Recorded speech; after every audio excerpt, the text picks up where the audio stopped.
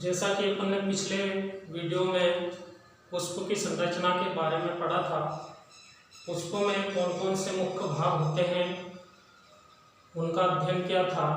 उसमें जैसे सबसे जो पहला भाग है उसका उमंग जिसको बोलते हैं एंड्रोशियम, दूसरा गाइनेशियम, तीसरा कैलिक्स और चौथा कोरोला। ये चार पुष्प के मुख्य भाग होते हैं। इनमें से दो जो भाग हैं वो पुष्प के प्रजनन अंग होते हैं, एंड्रोशियम और गाइनेशियम। गाइनेशियम मतलब जयान। ये पुष्प का मादा जनन अंग होता है और इसी के अंदर बीज का निर्माण होता है। इसी में बीजांड होता है। युग्मकों के द्वारा इसमें बीज का निर्माण होता है। जो वर्तिकाग्र होता है ऊपर, वर्तिकाग्र के ऊपर परागकणों के द्वारा परागकण पराग नलिका से जो उसका बीजांड वाला जो हिस्सा होता है उस बीजांड वाले हिस्से तक परागकण पहुंचते हैं और युग्मक का निर्माण कर बीज को निर्मित करते हैं। तो पुष्प के अंदर किस तरह से बीज बनता है उसके बारे में अपन समझेंगे बीजांड की संरचना में। इससे पहले मैं थोड़ा सा आपको पुष्प की संरचना को बता देता हूँ कि ये बीजांड वाला हिस्सा है। यहाँ से परागकण पराग नलिका से इस बीजांड वाले हिस्से में यहाँ पर पहुँचते हैं। यहाँ पर एक या अनेक बीज होते हैं। तो यहाँ पर बीजों का निर्माण होता है। अब जो बीज होता है जिसको बोलते हैं बीजांड, उसकी संरचना को अपन समझेंगे कि बीजांड की संरचना कैसी होती है। तो उसके लिए अपन बीजांड का एक डायग्राम बनाएंगे।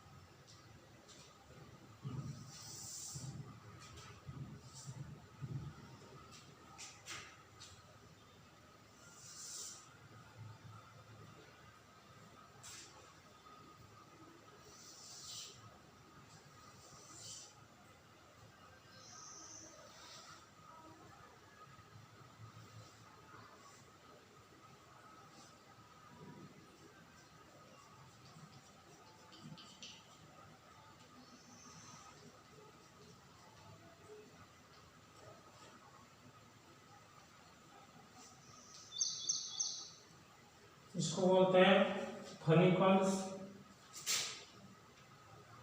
इसके अंदर 3 कोशिकाएं होती हैं, 1 2 3 कोशिकाएं ऊपर, 3 कोशिकाएं नीचे होती हैं और बीच में 2 केंद्रक होते हैं।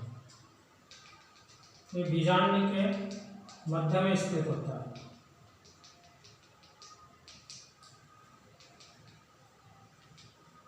ये दो, जब बीजांड की अपन संरचना देखते हैं तो ये 2 आवरणों से घिरी होती है।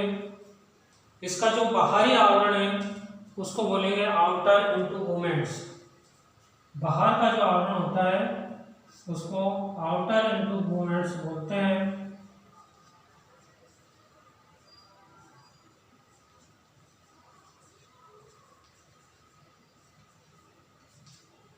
जो अंदर का आवरण है ये वाला, ये बाहर की जो लाइन है ये आउटर इंटरगुमेंट्स कहलाती है, यानी अध्या आवरण कहते हैं, बाहरी अध्या आवरण।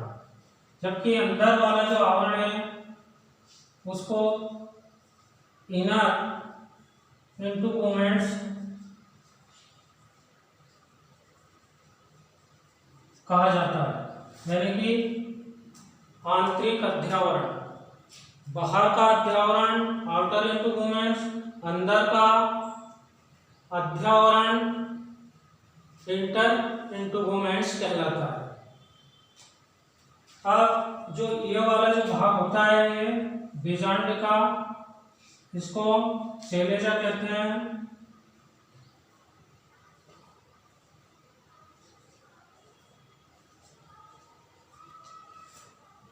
इसके अंदर 3 जो कोशिकाएं हैं, इन ऊपर की 3 कोशिकाओं को एंटीगुमेंट्स कहा जाता है।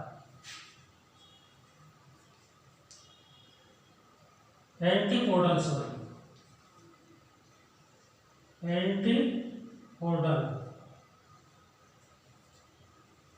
एंटीपोडल्स सेल्स, एंटीपोडल्स प्रतिमुख कोशिका। इसके नीचे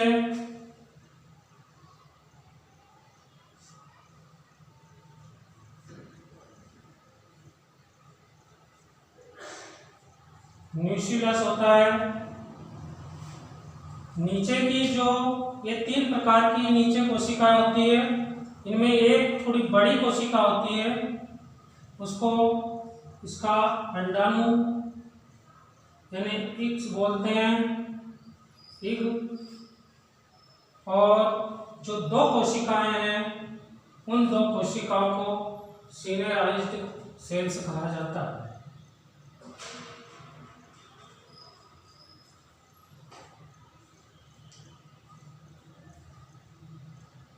सीनेराइज्ड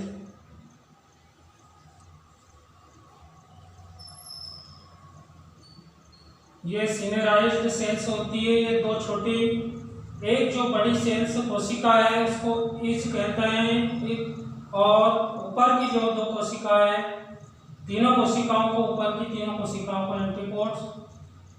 और ये जो आवरण होता है, इस आवरण को न्यूक्लियस कहते हैं। नीचे का जो भाग है, ये जो खुला हुआ जो भाग होता है, इसको माइक्रोपाइल कहा जाता है।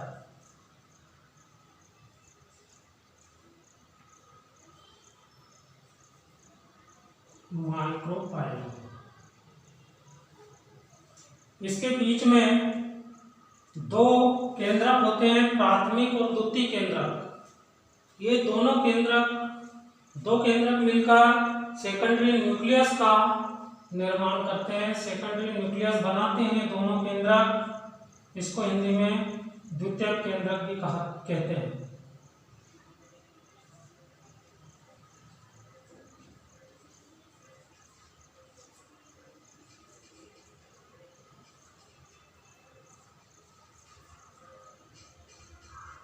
Secondary nucleus.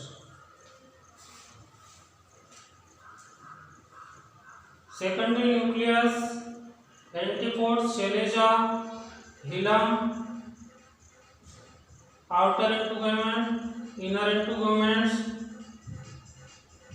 और जो ये वाला जो भाग होता है इसका, इसको एम्ब्रॉय सेट कहते हैं। बाहर का जो इसके चारों तरफ का, इसके अंदर हल्का सा एक संरचना होती है, इसको एम्ब्रॉय सेट कहते हैं। एम्ब्रॉय सेट।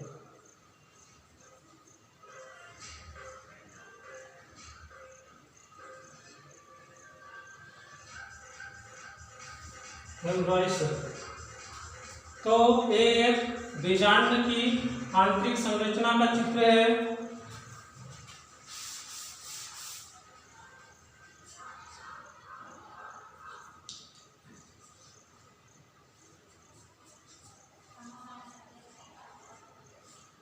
बीजांड की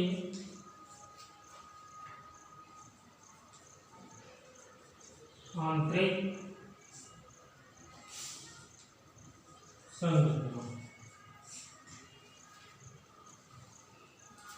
यानी जो मादा युग्मक है, मादा युग्मक के द्वारा बीजांड का निर्माण होता है इस वाले हिस्से में, जयाम वाले हिस्से में। तो ये बीज इस तरह से होता है, बीज यहाँ पर खुला होता है। इसके बाद ये वाला जो भाग होता है एक व्रंत कहते हैं इसको, व्रंत को फनिकुल्स बोलते हैं,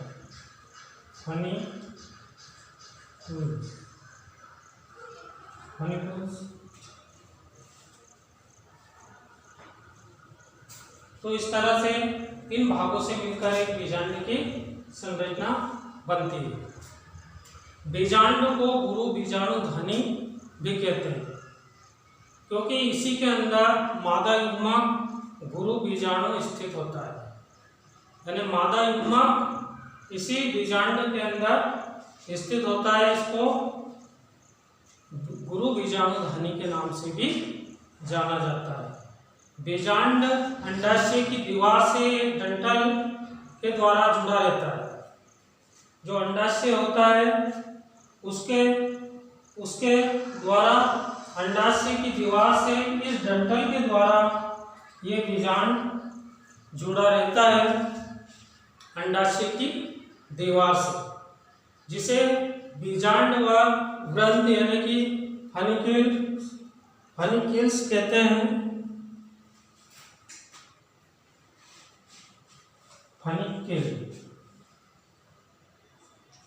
फनिकल्स कहते हैं। इसका जो मुख्य भाग बीजांड काय यानी न्यूक्लियस कहलाता है। इसका जो मुख्य भाग है न्यूक्लियस कहलाता है, बीजांड काय बोलते हैं इसको हिंदी में। और बीजांड का जो खुला भाग है उस खुले भाग को बीजांड द्वार, ये वाला जो खुला भाग है इसको बीजांड द्वार यानी माइक्रो एम्ब्रॉयड से कहा जाता है। बीजांड द्वार जो है खुला भाग है, माइक्रोपाइल्स इसको कहा जाता है। यह होता है इसका एम्ब्रोसर। और जो ये नीचे का जो खुला भाग है इसे हम कहेंगे माइक्रोपाइल्स। बीजांड का आधारी भाग चेलेजा कहलाता है। ऊपर का जो बीजांड का जो आधारी भाग है इसको चेलेजा के नाम से जानते हैं। और ये कुल 6 कोशिकाओं का से मिलकर बना होता है, यानी कि इसमें कुल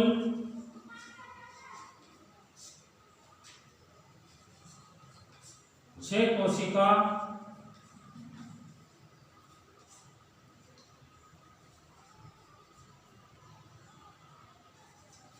होती है। 3 कोशिका इसमें जैसे कि ऊपर की तरफ होती है इसके अंदर, और 3 कोशिकाएं इसमें नीचे की तरफ होती है। इनमें से एक कोशिका थोड़ी आकार में बड़ी होती है और इसके अंदर 2 केंद्रक स्थित होते हैं। जो ऊपर की जो 3 कोशिकाएं हैं इनको यहाँ पे अपन ने दर्शाया है, एंटीपोड्स कहा जाता है। और जो नीचे की एक जो बड़ी कोशिका है इसको अंडाणु कहते हैं। और जो 2 कोशिकाएं हैं इन दोनों कोशिकाओं को सिनेराइज्ड कोशिकाएं कहा जाता है। ये जो चित्र में यहाँ पे दर्शाया है।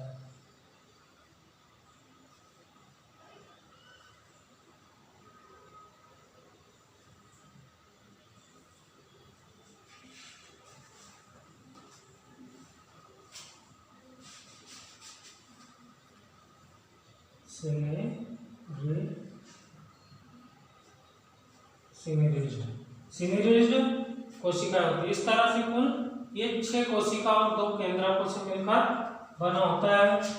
इसको सेकेंडरी न्यूक्लियस कहा जाता है, यानी कि द्वितीयक केंद्रक।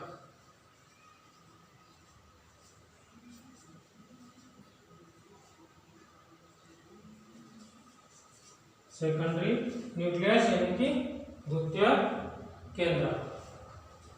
इसका जो एक खुला भाग है इस खुले भाग को क्या कहते हैं अपन? खुले भाग को माइक्रोपाइल्स कहते हैं।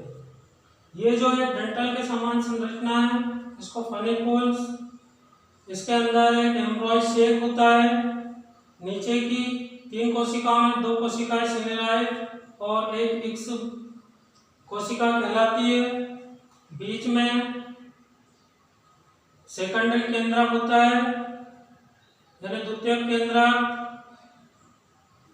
और ये इसका जो आवरण है इसको न्यूक्लियस कहा जाता है। बीचों बीच ऊपर की 3 कोशिकाएं एंटीपोड्स, इसका आधारी भाग चेलेजा, बाहर का जो आवरण है आउटर इंटरगोमेंट्स, अंदर का आवरण इनर इंटरगोमेंट्स कहलाता है। तो ये एक बीजांड की संरचना हुई।